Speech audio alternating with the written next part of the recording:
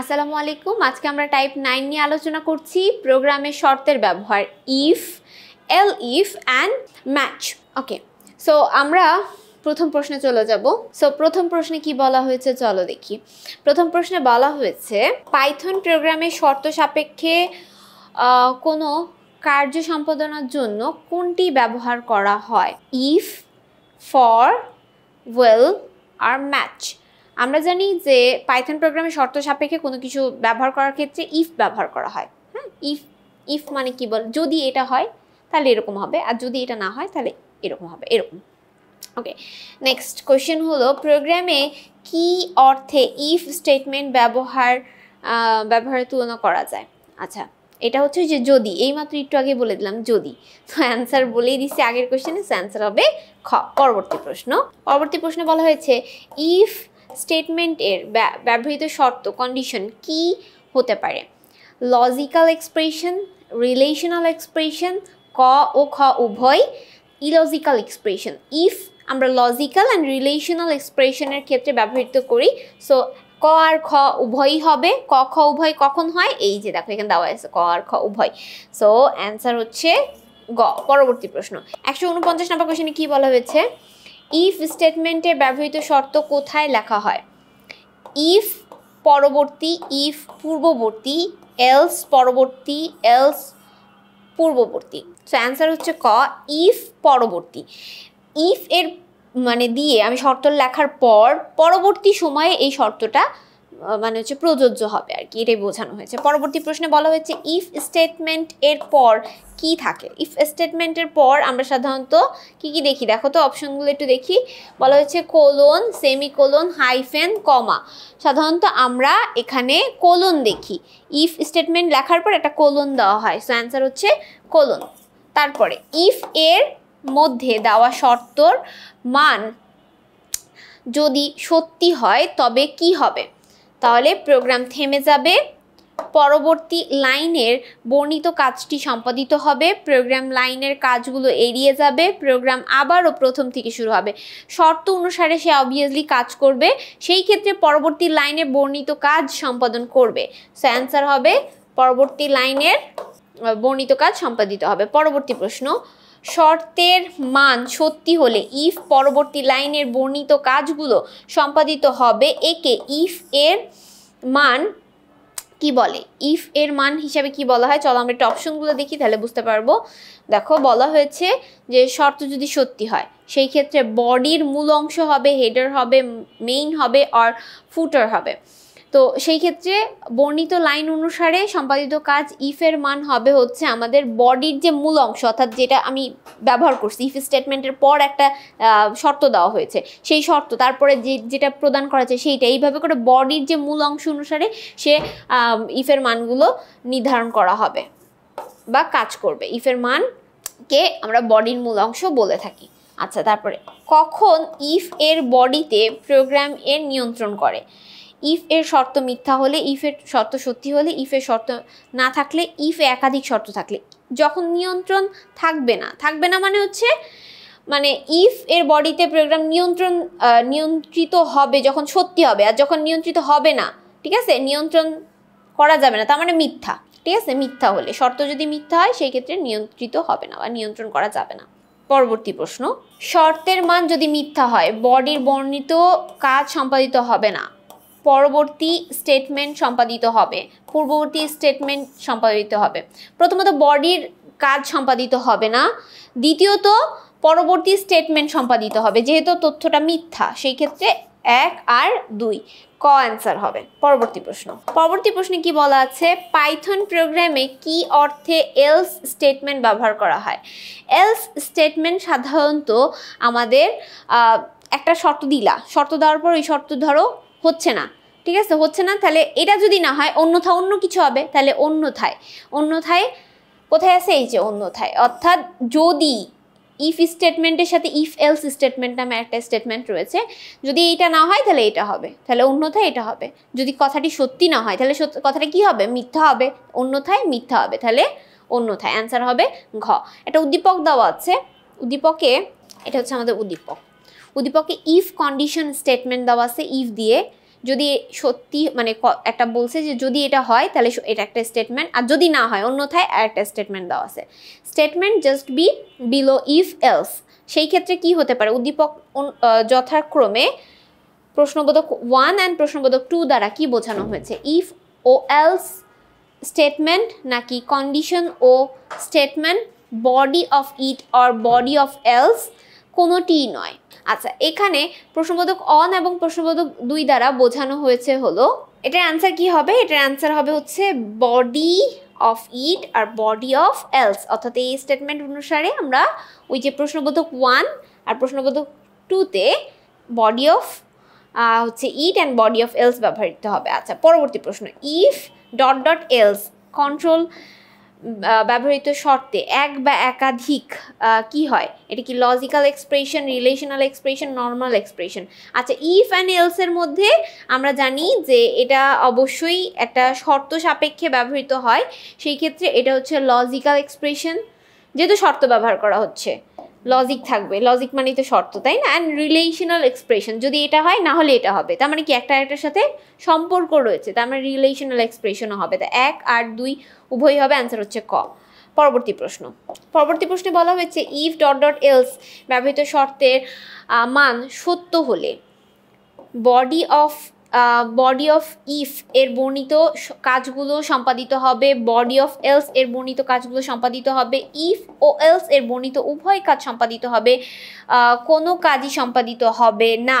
প্রথমত আমাদের যখন ইফ এলস স্টেটমেন্ট দেয় তখন আমাদের বডি অফ হচ্ছে ইফ, অর্থাৎ যদি, ইফ মানে কি যদি না, হ্যাঁ, এই কাজগুলো প্রথমত সম্পাদিত হবে, ঠিক আছে? এই শর্তটি যদি সত্য হয় তাহলে এইটা আমাদের স্টেটমেন্টে আসবে। আবারও বলছি, আই রিপিট, বডি অফ ইট এই বর্ণিত কাজটি সম্পাদিত হবে যখন ইফ ও এলস স্টেটমেন্টের শর্ত সত্যি হবে তখন। আচ্ছা, নেক্সট কোশ্চেন। আচ্ছা, যদি মিথ্যা হয় তখন কি হবে?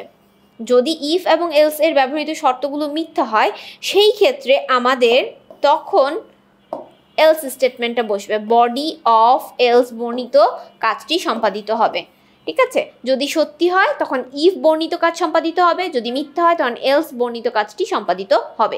নেক্সট কোশ্চেন, আমাদের একটা উদ্দীপক দেওয়া আছে, উদ্দীপকটা আমরা দেখব। উদ্দীপকে দেখো একটা চিত্র দেওয়া আছে, সে চিত্রে ট্রু হলে প্রশ্নবোধক 1 হবে অ্যান্ড ফলস হলে প্রশ্নবোধক 2 হবে। Way statement just below if else এটা হবে।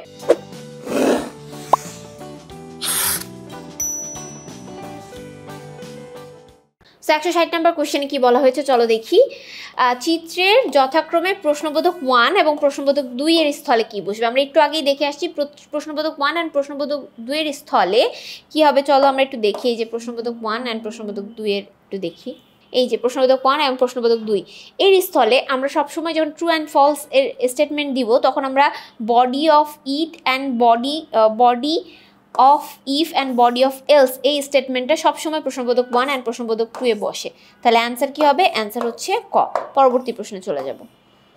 পরবর্তী প্রশ্নে বলা হয়েছে প্রোগ্রামের শর্ত ব্যবহার করে যে স্টেটমেন্ট ব্যবহৃত হয় ইফ, এল ইফ, আর আরেকটা অপশন আছে, চলো আমরা একটু দেখি।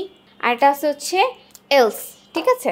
তো সেই ক্ষেত্রে আমাদের শর্ত হচ্ছে if, elif and else তিনোটাই আমাদের এখানে ব্যবহৃত হবে, ঠিক আছে? তিনোটাই ব্যবহৃত হবে। সো অ্যান্সার 1, 2, 3 সবগুলোই হবে। পরবর্তী প্রশ্ন 162 নম্বর কোশ্চেনে কি বলা হয়েছে? একাধিক শর্ত যাচাই করার জন্য পাইথন প্রোগ্রামে অন্যথায় যদি অর্থে কোনটি ব্যবহৃত হয়? এখন অন্যথায় যদি বলতে বোঝানো হয়েছে যদি এটা না হয় অন্যথায় যদি এরকম যদি থাকে সেই ক্ষেত্রে স্টেটমেন্ট হবে এল ইফ, অর্থাৎ আমি এটা করব না, এটাও হবে না, তার বদলে এটা হবে। অর্থাৎ এইরকম একটা উদাহরণ দিই তাহলে তোমরা বুঝতে পারবা। ধরো বৃষ্টি হচ্ছে, তুমি বলছো যদি বৃষ্টি হয় তাহলে আমি স্কুলে যাব না, যদি বৃষ্টি না হয় তাহলেই আমি স্কুলে যাব। তাহলে যদি মানে কি? শর্ত দিয়েছো তুমি, ইফ দিয়ে যখন তুমি শর্ত প্রয়োগ করছো যে যদি বৃষ্টি হয় আমি স্কুলে যাব না, ঠিক আছে? আর অন্যথায় বৃষ্টি না হলে কি করবা? স্কুলে যাবা। এরপরে তুমি বলছো যে আরেকটা এল ইফ, আবার একটা তুমি শর্ত দিয়েছো অন্যথায় যদি রাস্তায় কাদা থাকে তাহলে আমি স্কুলে যাব না। তার মানে তুমি অনেক শর্ত দিয়ে তুমি স্কুলে না যাওয়ার বাহানা করছো, তার মানে তখন এলিফ বসবে। আশা করি তোমরা বুঝতে পেরেছো। নেক্সট কোশ্চেনে চলে যাব। 163 নম্বর কোশ্চেনে কি বলা হয়েছে, একাধিক শর্ত যাচাইয়ের জন্য ইফ অ্যান্ড এলস এর মাঝখানে কোনটি থাকবে? ইফ অ্যান্ড এলস এর মাঝখানে সবসময় এলিফ বসবে, কারণ যদি অন্যথায় যদি, তিনটেই কিন্তু একে অপরের সাথে খুবই সম্পর্কযুক্ত, যে কারণে এটার মাঝখানে এলিফ বসবে। নেক্সট কোশ্চেন, পাইথন প্রোগ্রামে এলিফ স্টেটমেন্ট অনুরূপ কাজ কোনটি ব্যবহৃত হয়? মানে একই রকম কাজই এলিফের বদলে কোনটি করে থাকে? এলিফের বদলে আমাদের কাজ করে থাকে হচ্ছে, আমরা অপশন দেখব, অপশন 4টা দেওয়া আছে। একটা আছে ইফ, আরেকটা আছে ম্যাচ, আরেকটা আছে হচ্ছে এলস, আরেকটা হচ্ছে নাল। ওকে, এখানে হচ্ছে এলিফের বদলে সাধারণত ম্যাচ স্টেটমেন্টে মানে অনুরূপ, এর বদলে অনুরূপভাবে এ কাজ করে থাকে। অ্যান্সার হচ্ছে গ। পরবর্তী প্রশ্ন, বেশি সংখ্যক এলিফ স্টেটমেন্ট ব্যবহারে পরিবর্তনে কি ব্যবহৃত হয়? আচ্ছা, ব্যবহারের পরিবর্তে কি ব্যবহৃত হয়? এর পরিবর্তে নাল ব্যবহৃত হয়, ইফ ব্যবহৃত হয়, এলস ব্যবহৃত হয়, নাকি ম্যাচ ব্যবহৃত হয়? বেসিক্যালি যখন আমরা অনেকগুলো এলিফ স্টেটমেন্ট ব্যবহার করি, এর বদলে এর পরিবর্তনে করে আমরা ম্যাচ স্টেটমেন্ট ব্যবহার করে থাকি। ঠিক আছে, ম্যাচ। আচ্ছা, পরবর্তী প্রশ্নে চলে যাব। 166 নম্বর কোশ্চেনে কি বলা হয়েছে চলো দেখি। ম্যাচ স্টেটমেন্ট এর সাথে অতিরিক্ত স্টেটমেন্ট ব্যবহার হতে পারে, কোন ক্ষেত্রে হতে পারে চলো একটু দেখি। এটা হচ্ছে কেস, তারপর হচ্ছে কন্টিনিউ অ্যান্ড হচ্ছে ব্রেক। ম্যাচ এর সাথে আমরা সাধারণত হচ্ছে কেস অ্যান্ড হচ্ছে ব্রেক এটা ব্যবহার করে থাকি।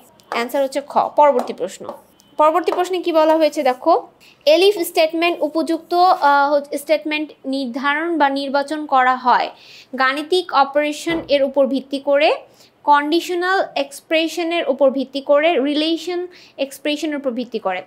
এলিফ সাধারণত আমরা ব্যবহার করে থাকি হচ্ছে কোনো একটা শর্ত দেওয়ার ক্ষেত্রে, শর্ত মানে কন্ডিশন আমরা জানি, তো সেই ক্ষেত্রে কন্ডিশনাল এক্সপ্রেশন অ্যান্ড হচ্ছে রিলেশন থাকবে, অবশ্যই একটার সাথে আরেকটা মিল থাকবে, একটার সাথে একটা অন্তর্প্রতীতভাবে জড়িত থাকবে, তার মানে হচ্ছে 2 ও 3 হবে অ্যান্সার হচ্ছে গ। পরবর্তী প্রশ্ন, 168 নম্বর কোশ্চেনে বলা হয়েছে ম্যাথ স্টেটমেন্টের সাথে ব্যবহৃত এক্সপ্রেশনকে কি বলা হয়? আচ্ছা, এটা ম্যাথ এক্স পি বলা হয়েছে, ম্যাচ এক্সপি বলা হয়েছে, ম্যাচ এক্সপ্রেশন বলা হয়েছে, ম্যাথ ই বলা হয়েছে। অ্যাকচুয়ালি অ্যান্সার হচ্ছে ম্যাচ ই এক্সপি। ঠিক আছে, তারপর পরবর্তী প্রশ্ন 169 নম্বর কোশ্চেনে কি বলা হয়েছে দেখো, ম্যাথ স্টেটমেন্ট 1 নম্বরে কি বলা হয়েছে, এলিফ স্টেটমেন্ট অনুরূপ কাজ করে একাধিক স্টেটমেন্ট থেকে নির্দিষ্ট কোনো স্টেটমেন্ট নির্বাহের জন্য ব্যবহৃত হয়। তারপর হচ্ছে এলস স্টেটমেন্ট অনুরূপ কাজে ব্যবহৃত হয়। আমরা জানি ম্যাচ এর সাথে মানে একদম জড়িত হচ্ছে এলিফ, ঠিক আছে, এটার বদলে এটা ব্যবহার করা হয়, তার মানে অ্যান্সার হচ্ছে ক হবে। এবং একাধিক স্টেটমেন্টের ক্ষেত্রে আমরা ম্যাচ স্টেটমেন্ট ব্যবহৃত করি, মানে ব্যবহার করে থাকি। 1 ও 2 অ্যান্সার হবে, অ্যান্সার হচ্ছে ক। পরবর্তী প্রশ্নে যাব। পরবর্তী প্রশ্নে বলা হয়েছে কোন স্টেটমেন্টের ম্যাচ এক্সপ্রেশনের সম্ভাব্য মান দেওয়া থাকে? সম্ভাব্য মান সাধারণত আমাদের দেওয়া থাকে কেসে, অ্যান্সার হচ্ছে কেস। পরবর্তী প্রশ্নে কি বলা হয়েছে চলো দেখি। পরবর্তী প্রশ্নে বলা হয়েছে কেস কিবোর্ড ও ম্যাচ স্টেটমেন্টের মাঝে ন্যূনতম একটি কি থাকে? আন্ডারস্কোর, কোলন, স্পেস নাকি সেমিকোলন? সাধারণত আমাদের এখানে স্পেস থাকে একটা, ঠিক আছে, অ্যান্সার হচ্ছে স্পেস। 172 নম্বর কোশ্চেনে কি বলা হয়েছে, কেস কিবোর্ড ও ম্যাচ এক্সপ্রেশন ভ্যারিয়েবলের শেষ হয় কি দ্বারা? সাধারণত আমরা কোলন দ্বারা কেস কিবোর্ড বা হচ্ছে ম্যাচ এর অপশনগুলো শেষ করে থাকি, বা হচ্ছে এল ইফ এর অপশনগুলো শেষ করে থাকি প্রোগ্রামের মধ্যে। নেক্সট কোশ্চেনে বলা হয়েছে ডিফেক্ট স্টেটমেন্ট কি দ্বারা শেষ করা হয়? কমা, সেমিকোলন, কোলন, হাইফেন। সাধারণত আমরা কোলন দ্বারাই যে কোনো স্টেটমেন্ট শেষ করে থাকি, অ্যান্সার হবে কোলন। কেস স্টেটমেন্ট শেষে সাধারণত কি থাকে? হচ্ছে ডিফল্ট স্টেটমেন্ট, তারপর হচ্ছে মেইন স্টেটমেন্ট, নাল স্টেটমেন্ট আর রিলেশনাল স্টেটমেন্ট। আচ্ছা, কেসের সাথে আমরা ডিফল্ট স্টেটমেন্টের খুব সম্পর্ক রয়েছে, তো এটার পরে সাধারণত এই কমান্ডটা দেওয়া হয়ে থাকে। স্টেটমেন্টের শেষে আমরা ডিফল্ট স্টেটমেন্ট দেখতে পাই। পরবর্তী প্রশ্ন নিচের কোন স্টেটমেন্ট জোড় নির্ণয় এর জন্য ব্যবহৃত হয়? জোড় সংখ্যা, বিজোড় সংখ্যা আমরা যখন প্রোগ্রামের মধ্যে লিখতে চাই সেই ক্ষেত্রে কোনটা ব্যবহৃত হয় এটা বলা হয়েছে। নাম্বারের সাথে সাধারণত আমরা 2 দ্বারা ভাগ করলে যদি ভাগশেষ 0 আসে তাহলে আমাদের অ্যান্সার হবে জোড়। ঠিক আছে, তো অ্যান্সার হচ্ছে কোথায় 2 দ্বারা ভাগ করা আছে, এই যে 2 দ্বারা, এবং ভাগশেষ 0 আসবে, ইকুয়াল ইকুয়াল, দেখছো ডাবল ইকুয়াল দেওয়া আছে, তার মানে অ্যান্সার হচ্ছে খ। অ্যান্সার হচ্ছে খ। পরবর্তী প্রশ্নে বলা হয়েছে কোনো বর্ষ অধিবর্ষ কিনা তা জানতে হলে বর্ষ সংখ্যাটিকে কি দ্বারা ভাগ করতে হবে? অধিবর্ষ বের করার জন্য, লিপিয়ার বের করার জন্য আমরা 400 দ্বারা ভাগ করব। ভাগ করলে ভাগশেষ যদি 0 আসে সেই ক্ষেত্রেই আমাদের সেটা অধিবর্ষ হবে। আর যদি বলা হয় যে অধিবর্ষ নয় এরকম নির্ণয় করার জন্য, তখন অ্যান্সার হচ্ছে 100 দ্বারা ভাগ করতে হবে। এরকম প্রশ্নও আসতে পারে। আচ্ছা, নেক্সট কোশ্চেনে যাব। নেক্সট কোশ্চেনে কি বলা হয়েছে?